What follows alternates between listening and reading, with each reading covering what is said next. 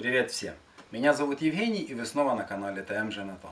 Друзья, я продолжаю делиться с вами всеми тонкостями изготовления деревянных бочек.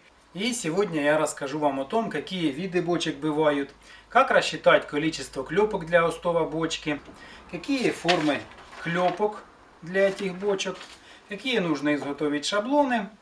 И первый вопрос, который я хочу затронуть, это размеры деревянной бочки.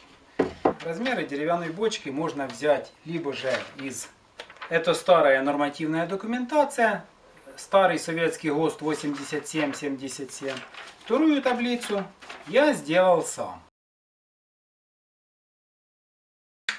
В этой таблице указаны вместимость бочек, количество клепок, размеры шаблонов под эти клепки, также расстояние до канавки под днище, углы и так далее. И для дальнейших расчетов нам необходимы в основном высота и диаметры в самой широкой части бочки, то есть в пуке, и по краям, то есть в уторе. Друзья, изготовление деревянной бочки начинается с правильного раскалывания и последующего распила бревна на заготовки под деревянную клепку.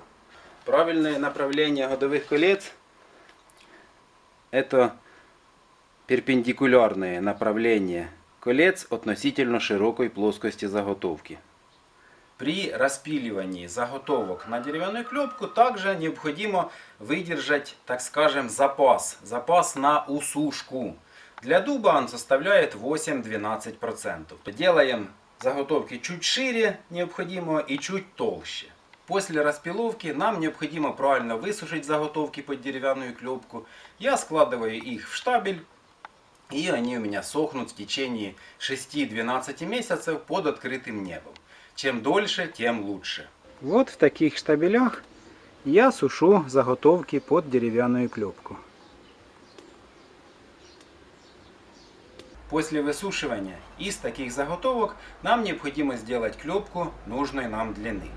При сушке, естественно, с торцов у нас образуются трещины. Длина трещин зависит от условий сушки. При естественной сушке данные трещины будут довольно небольшие. При искусственной сушке, то есть быстро, в течение 40-50 дней, трещины будут довольно большие, довольно значительные. Поэтому с одной стороны их нужно отрезать.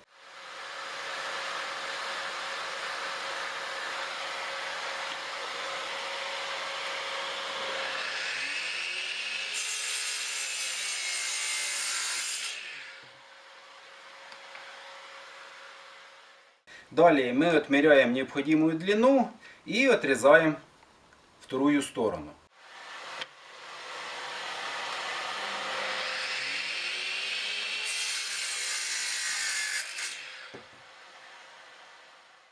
Таким образом делаем заготовки нужной нам длины. Для начала нам необходимо определить, сколько мы будем использовать клепок в деревянном бочонке. Допустим, у нас есть какие-то заготовки деревянные, у них есть определенная ширина. Допустим, ширина 40 мм. После изготовления деревянной клепки остаточная ширина данной заготовки в любом случае останется минимум 39 мм, а в лучшем случае 38. То есть берем, что у нас клепочка равна ширине 38 мм. Теперь, для того, чтобы узнать количество клепок, нам необходимо знать длину окружности в самом широком месте деревянного бочонка. Для этого мы берем таблицу эту или используем ГОСТ. И для бочки объемом 6 литров диаметр в самой широкой части должен быть равен 254 мм. Это в наружной части. Так вот, 254 умножаем на 3,14. В результате мы получаем 780, грубо говоря. Так вот, нам нужно это полученное число разделить на 38 мм. Ширина клепочки у нас будущей будет 38 мм. И в конечном итоге мы получим количество клепок. То есть просто разделим длину окружности на ширину будущей клепки. И в результате мы получаем количество клепок. Для того, чтобы определить ширину клепки, которую нам нужно использовать для изготовления бочонка, нам необходимо знать длину окружности. Или в самом широком месте, если дело касается вот такого бочонка. Или же внизу клепки или внизу бочки, если дело касается катки. Так вот, допустим, мы определились, что у нас будет использовано 20 клепок. Мы полученное число, то есть 254 умножим на 3,14, разделяем на 20 клепок. В результате мы получаем ширину клепки. Далее, для того, чтобы все клепки соединились между собой, то есть между ними должен присутствовать какой-то угол. Чтобы они в итоге образовали окружность, нам нужно профрезеровать клепку под определенным углом. Если посмотреть в профиль, она имеет форму трапеции. Этот угол нам необходимо вычислить. Для того, чтобы вычислить угол боковой грани деревянной бочки, нам необходимо 360 градусов. Бочка имеет форму окружности, окружность равна 360 градусам, разделить на то количество клепок, которые мы будем использовать. То есть, если используется в основе бочки 20 клепок, то 360 делим на 20 и еще делим на 2, так как клепка имеет две стороны. В результате 360 деленное на 20 деленное на 2 будет равно 9 градусов. Итак, для такой бочки при использовании 20 клепок угол боковой грани будет равен 9 градусам. После вычисления угла нам необходимо придать клепке такую форму, чтобы впоследствии получился выпуклый бочонок. Для этого нужно профрезеровать клепку и придать ей форму ромба без вершин. При складывании таких клепок в окружность вы можете видеть, что верхняя часть смыкается, внизу у нас получаются вот такие вот зазоры. Далее при стягивании клепка сгибается в центральной части посередине, и в результате мы получаем вот такой вот выпуклый бочонок. Как узнать разницу ширины клепки в самом широком месте и по краям? Сейчас используются довольно нехитрые цифры. То есть на этой картинке вы можете увидеть, что для клепки для катки и в клепке для бочки разница между шириной по краям и в середине составляет 8-12%. При ширине в 100 мм по краям клепка будет иметь ширину 92-88 мм. Как получить такую форму клепки? Для этого я использую вот такие шаблоны. Шаблоны сделаны из куска ламината. Ламинат зарекомендовал себя в данной ситуации просто отлично. То есть у меня все шаблоны сделаны из ламината. Что собой представляет шаблон? Основание — это лист ламината, на котором мы вырезаем профиль нашей будущей клепки. Мы можем вычертить ромб, вырезать лобзиком или же на ленточной пиле, а потом, чтобы сгладить угол посередине, просто наждачной бумагой немного сглаживаем данный угол. И не наждачкой, так скажем, чухаете, а самим шаблоном аккуратно по наждачке сглаживаете угол. Таким образом у нас получается сглаженный угол и симпатичный шаблон. С помощью данного шаблона мы получаем необходимую нам клепку с формой усеченного ромба. Как сделать необходимый угол боковой грани? Для этих целей я сделал фрезерное устройство из старой сломанной болгарки. На моем самодельном фрезере я использую фрезу диаметром 20 мм при рабочей высоте 40 мм. Данная фреза имеет обкаточный подшипник. Фреза выставлена под 21 клепку, то есть под угол 8 градусов и 36 минут. Вот у нас уже профрезерованная клепка. Если мы глянем с торца, то мы увидим вот данный угол. Если положить клепочку на ровную поверхность и приставить, допустим, строительный уголок в боковой грани, вот мы увидим угол боковой грани, который равен в данном случае 8 градусов и 36 минут. Для определения угла я пользуюсь вот таким вот угломером. Тут у нас выставлен показатель 8 градусов и 36 минут. Вы видите, зазоров нигде нет, четко прилегание боковой грани и внутренней поверхности клепки к нашему угломеру. То бишь угол выставлен правильно. Если мы используем шаблон, при котором клепка находится в положении наружной стороной вверх, то у нас фреза будет находиться в положении, грубо говоря, к стене. И в таком положении будет происходить съем нижней части заготовки.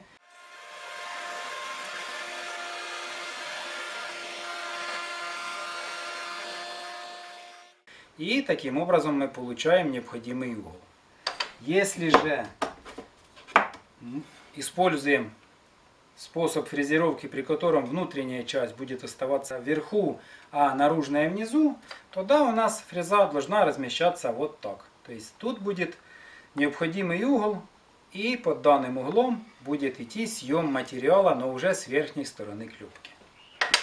Таким образом, после расчета количества клепок, после расчета угла, которому необходимо профрезеровать боковую грань деревянной клепки, после изготовления шаблона и фрезеровки боковой грани клепки и попутно придания ей формы ромба без вершин, можно приступать к следующей операции, а именно сборке остова, чтобы получить вот такую конструкцию, и стягиванию.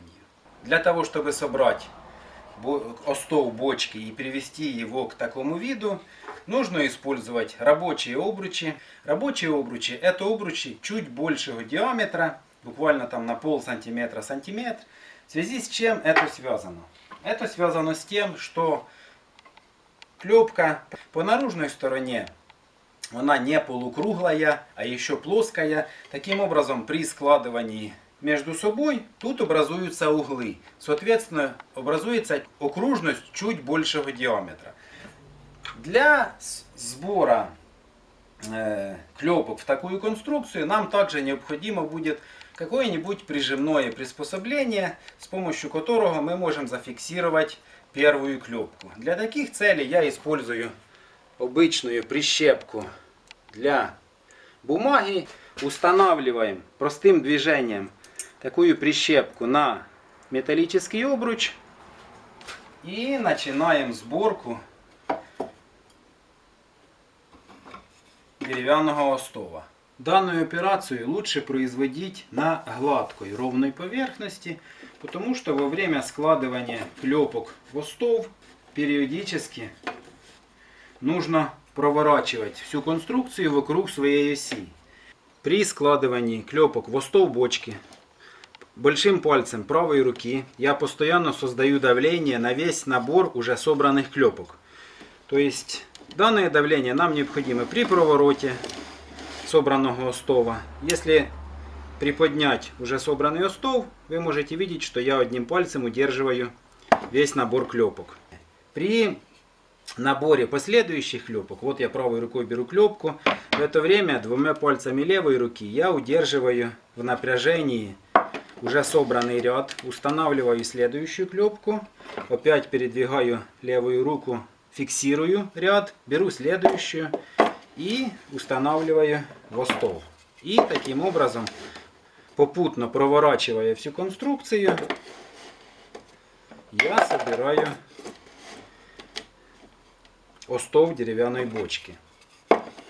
Последнюю клепку нам можно поставить, удерживая двумя пальцами две крайних клепки. Снимаю прижим, устанавливаю последнюю клепку и чуть-чуть опускаю обруч. То есть сводим концы. Таким образом остов у нас собран. Далее надеваем пуковый обруч для фиксации собранного остова. Используя вот такую набойку, Это заводская набойка. Мне удалось ее найти. Подарил один знакомый. Она имеет специальную форму, которая не дает ей соскальзывать при набивании обручей. И таким образом мы придерживаемся мер безопасности. Такой набойкой мы устанавливаем на обруч и набиваем, фиксируя остов бочки. Также можно использовать старые зубила. Острую часть необходимо сточить, сделать плоскую поверхность. И с помощью данного зубила тоже можно довольно успешно набивать металлические обручи. После сборки остова мы получаем вот такую конструкцию.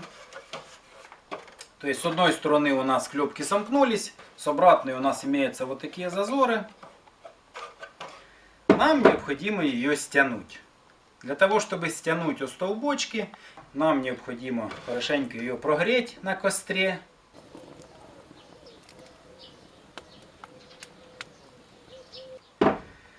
Периодически окунать в воду.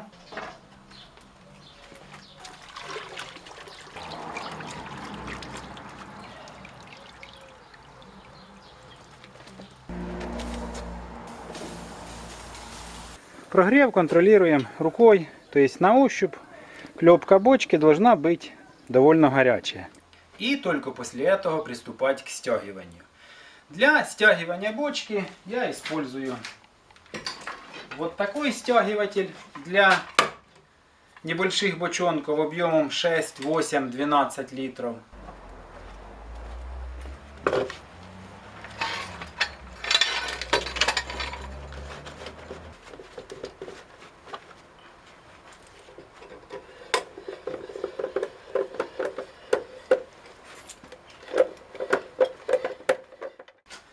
И также у меня есть большой стягиватель, который я использую для бочек большого объема. То есть 20, 30 и 50 литров.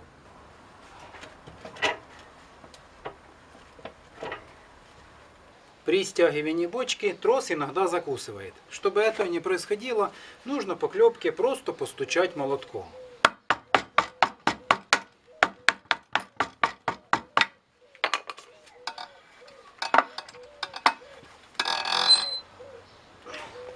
Почувствовав сопротивление остова, нам необходимо снова окунуть бочку в воду и продолжать прогрев.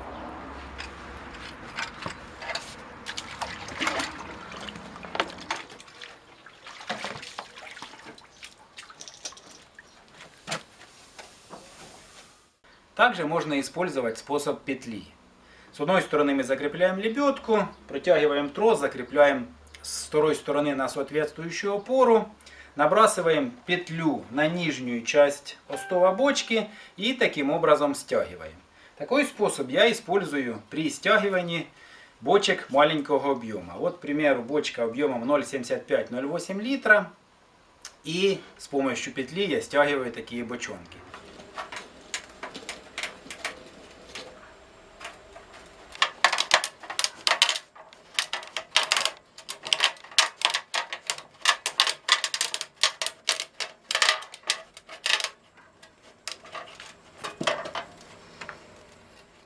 В завершении процесса стягивания мы фиксируем стянутый остов металлическим рабочим обручем.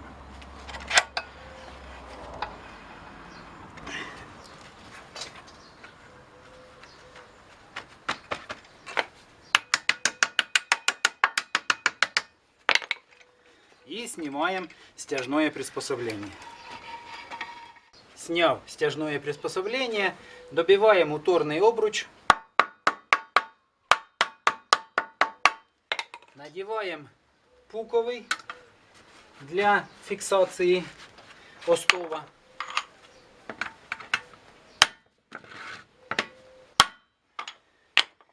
И теперь нам необходимо сделать закалку остова бочки и внутренний обжиг. Что такое закалка? Закалка – это такое состояние клепки, после которого она даже в разобранной бочке сохраняет изогнутую форму. Для этого нужно снова окунуть остов бочки в емкость с водой и вновь ставим на костер. Я все свои бочки прогреваю на открытом огне, попутно делая необходимый обжиг внутри бочки, какой может быть, скажем так, 3 или даже 4 видов. То есть легкий, средний, сильный и последний до углей. Сильный обжиг подразумевает внутреннее горение остова деревянной бочки.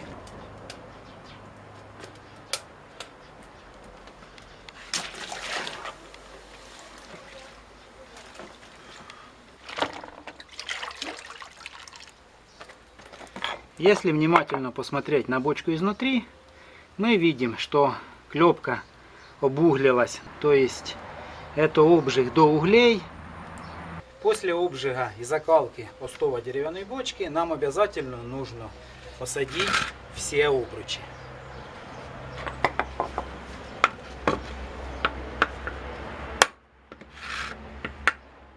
После стягивания бочки должны высохнуть в течение 3-5 дней, а лучше недели или даже 2. После этого можно приступать к следующему этапу изготовления, а именно обработке уторов деревянной бочки. Но об этом я расскажу вам в следующем видео. Кому понравилось видео, ставьте лайки, делитесь видео с друзьями и подписывайтесь на канал. До новых встреч!